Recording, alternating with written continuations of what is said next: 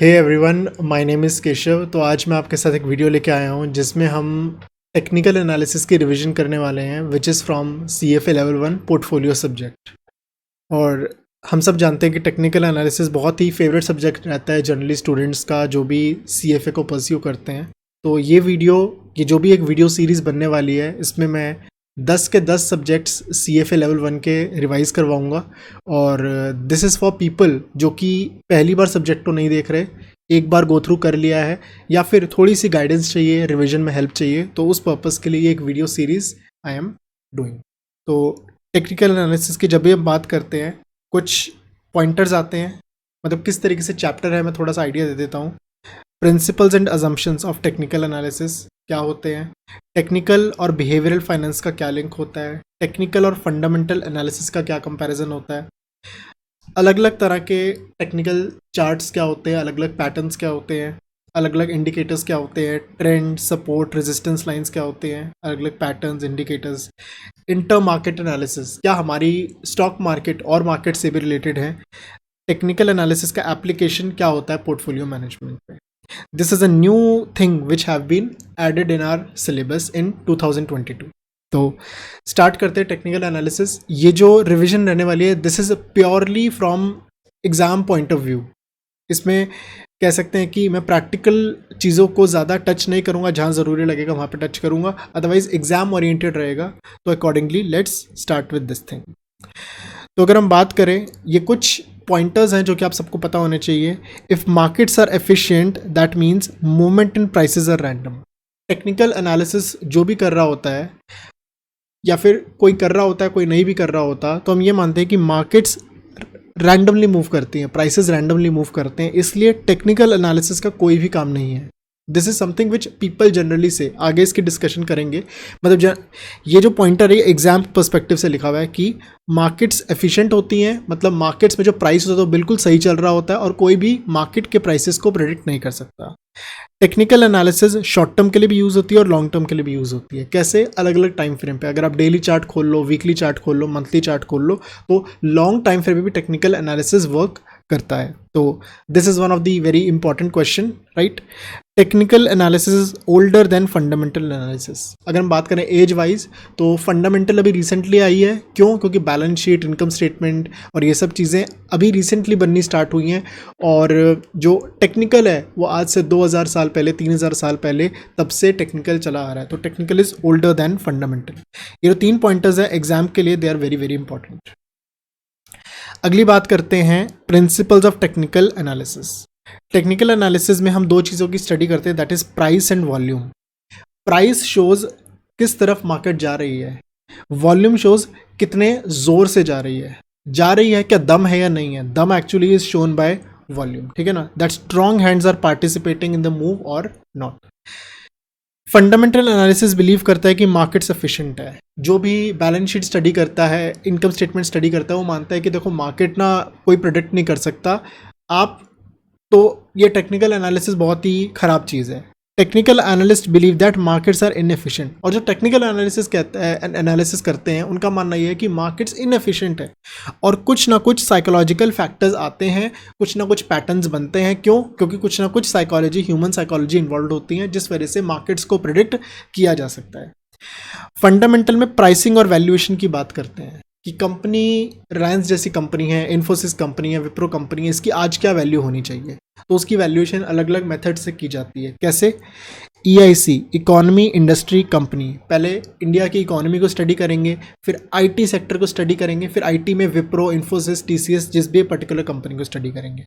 और भी मेथड्स होते हैं जैसे DCF, discounted cash flow method, जो कि आप इक्विटी में स्टडी करोगे। To find out long term intrinsic value, कि कंपनी लॉन्ग टर्म में कितना ग्रो करेगी, लॉन्ग टर्म में कंपनी की क्या वर्थ होनी चाहिए।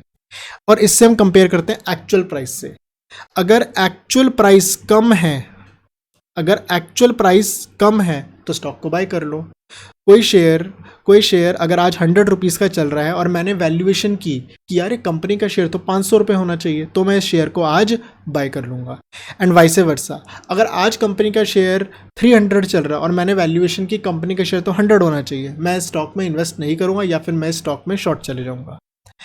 फंडामेंटल एनालिसिस में डिटेल्ड नॉलेज की ज़रूरत है, इवन पॉलिटिकल की भी, सोशल फैक्टर्स की भी, क्योंकि फंडामेंटल में आप बहुत चीज़ों को देखते हो। इकोनॉमी कैसे चल रही है, यूएस में वॉर चल रहा है, रशिया का वॉर चल रहा है, यूएस चाइना का वॉर चल रहा है, मतलब इंटरेस्ट रेट को लेके, क्रूड ऑयल को लेके, you need to observe many things. और टेक्निकल एनालिसिस सिर्फ प्राइस और वॉल्यूम को देख के भी किया जा सकता है। तो फंडामेंटल एनालिसिस में बहुत डिटेल्ड नॉलेज चाहिए होती है, राइट।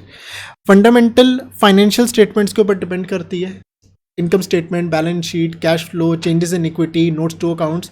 तो ये क्या होते हैं, ये सब्जेक्टिव होते हैं। मैं 10% डेप्रिसिएशन लगाऊंगा, दूसरी कंपनी कहते नहीं मैं 20% डेप्रिसिएशन लगाऊंगी। तो these are subjective, these are manipulative, these are available with a lag. अगर इस क्वार्टर की स्टेटमेंट्स आनी है तो वो 15 दिन, 20 दिन, 1 महीने लैग के साथ आती है, जिससे कि हम एक्शन उसी टाइम नहीं ले पाते, एंड ऑफन री इंस्टेटेड। और बाद में जाके कुछ चेंजेस आते हैं तो इसके चेंजेस बाद में देखते हैं। मैंने स्टेटमेंट्स को देखा, कुछ डिसीजन लिया, बाद में पता चला इन स्टेटमेंट्स को री इंस्टेट कर दिया, तो मेरी तो एनालिसिस पूरी गलत हो जाएगी।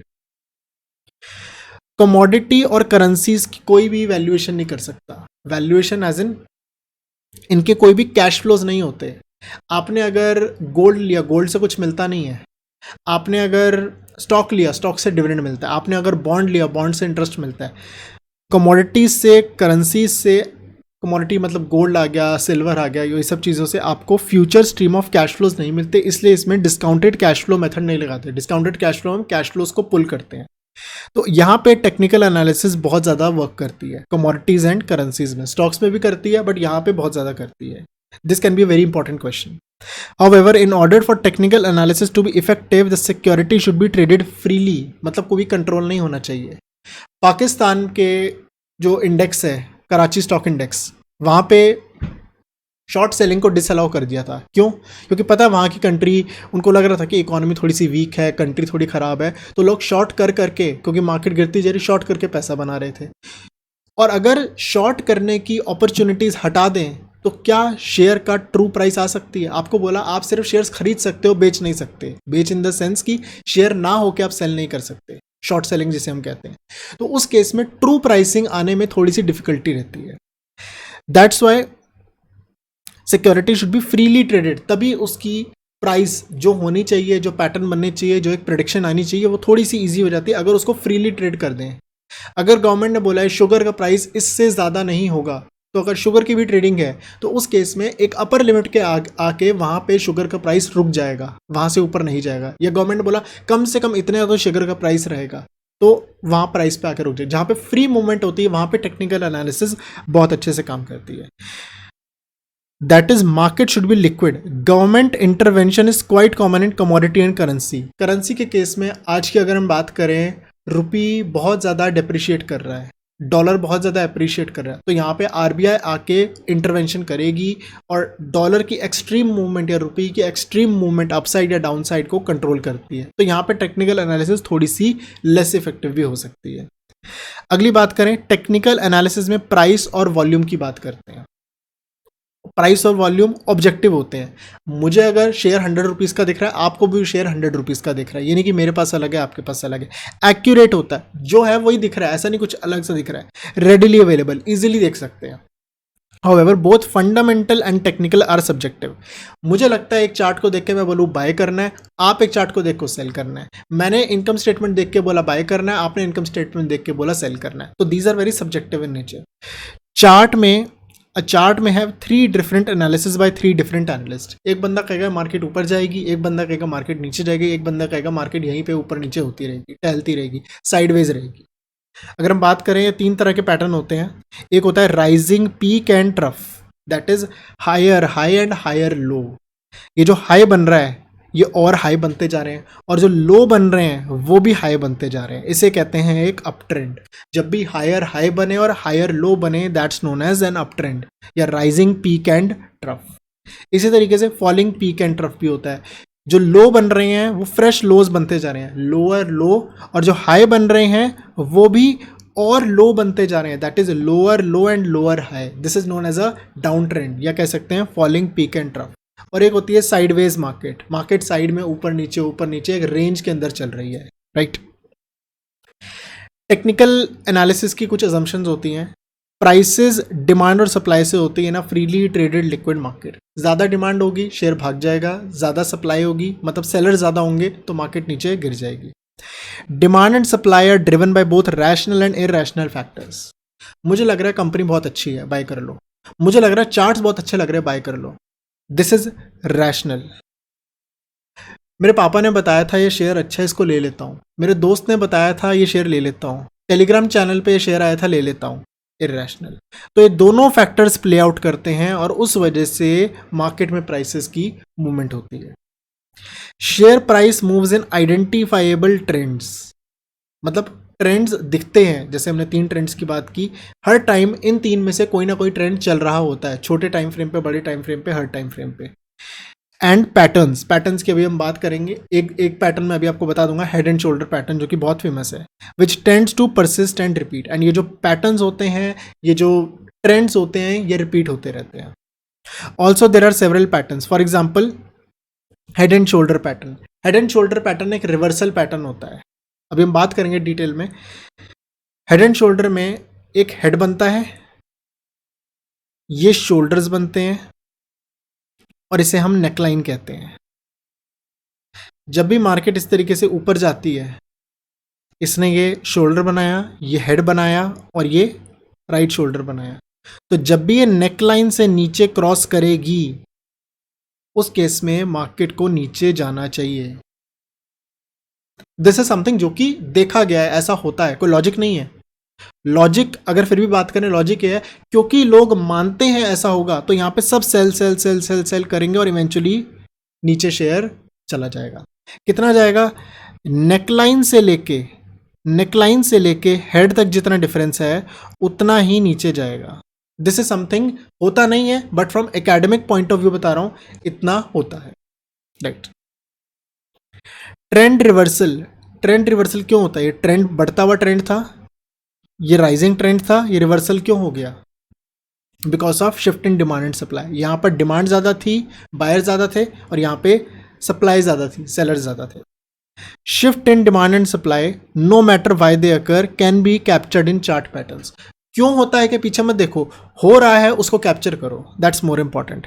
सम chart patterns tend to repeat themselves, और ये पैटर्न्स, ये ट्रेंड्स, ये रिपीट होते रहते हैं as we discussed.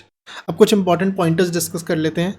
History tends to repeat itself, human behaviour in similar circumstances is by and large consistent. क्योंकि पैटर्न्स बार बार रिपीट होते हैं और काइंड ऑफ ये प्रेडिक्टेबल होते हैं, तो हिस्ट्री रिपीट करती है। कभी भी ऐसा नहीं होता आज तक तो ये कभी हुआ ही नहीं। Most of the cases, 99.9% of the cases जो भी चार्ट्स बन रहे होते हैं, पहले कभी ना कभी ऐसे चार्ट बने ही होते हैं।